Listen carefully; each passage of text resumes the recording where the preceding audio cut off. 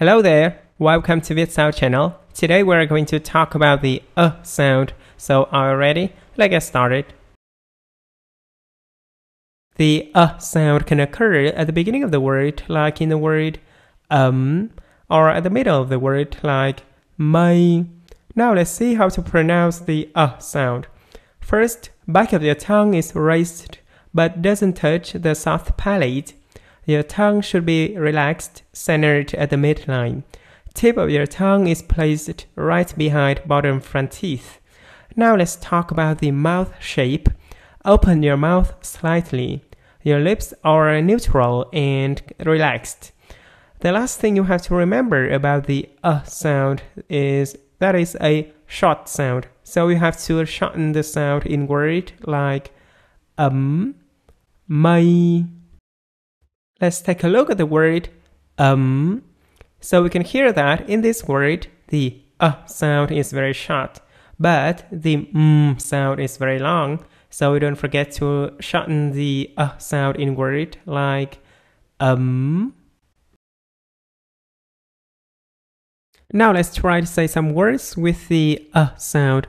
I'm gonna say the word first, then you will have a few seconds to copy exactly how I pronounce the sound. Okay, the first word is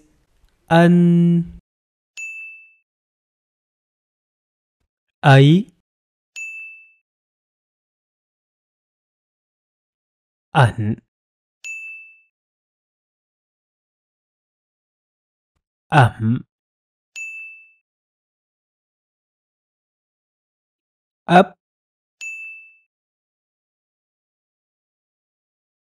ất,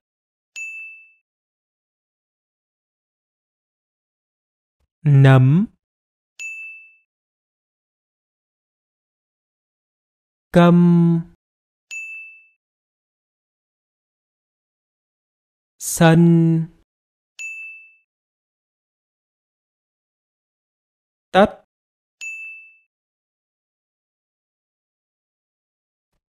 hấp, bản,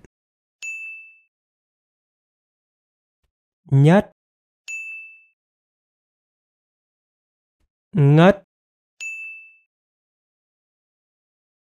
cấm, vâng, bất cẩn, tất bật, lẩm bẩm, lâng lâng, bâng khuâng, lật đật, thân mật,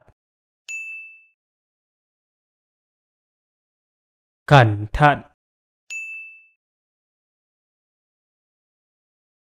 Now let's try to say some sentences with many of the sound.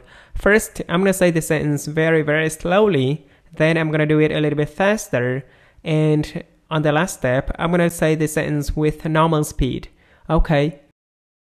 Thân cẩn thận nhất lớp. Now a little bit faster. Thân cẩn thận nhất lớp. Now with normal speed. Thân cẩn thận nhất lớp.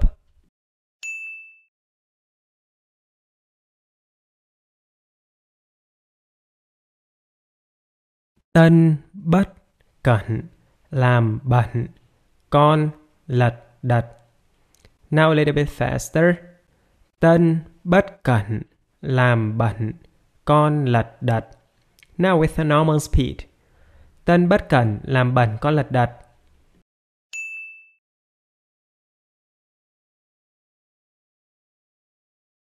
Okay, you've done very well. If you want to bring a smile into my face, you can support me by the link in the description. Thank you for watching.